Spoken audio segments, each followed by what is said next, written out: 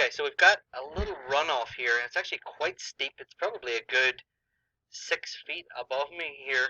So it's a tricky little shot. And I often see this here because we don't have much distance between us and the flag.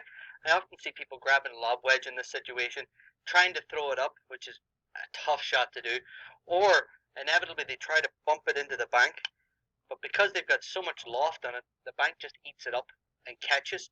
So what I'm suggesting here is grab your 8 iron or your 7 iron, one of those there work well.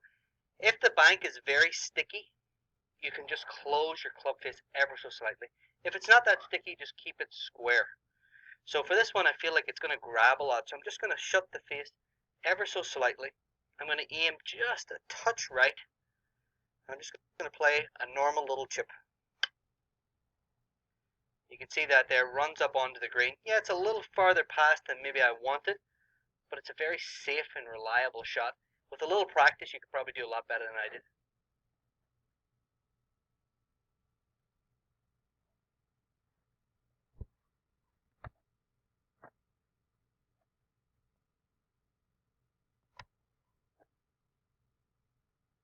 Okay, so again, interpreting the lie, one of the most important things. Grass is actually running towards here.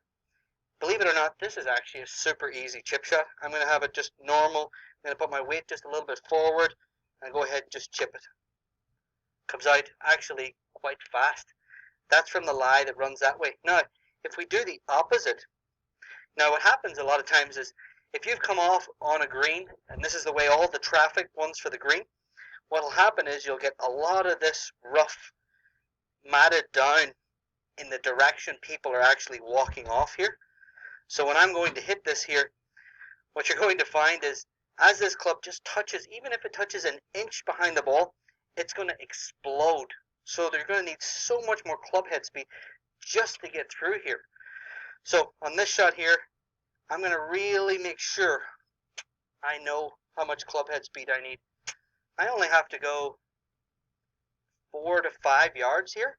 Look how much swing I'm taking. This is when the rough is running with you. Okay, that feels pretty good there. Forward. Not bad there. Carried it a couple of yards too far, but I've got 7 feet there trying to make my birdie or par.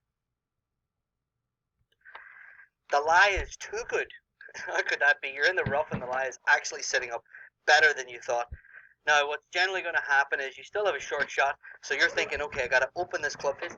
The problem with opening the club face is that club will just slide right under. What we actually want to do is actually keep the club face pretty square. We're actually not going to open it up at all. I'm going to lean forward. I might actually lean a touch open, lean forward, and then just go ahead and chip it. So be careful when it's sitting up like that. Don't lean the club back. Don't open it up. You're just going to swipe underneath it. Play that club face nice and square.